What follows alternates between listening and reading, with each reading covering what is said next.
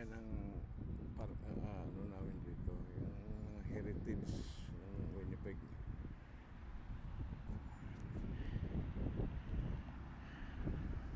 Kapasok ka riyan, mayroon yung ano, yung entrance.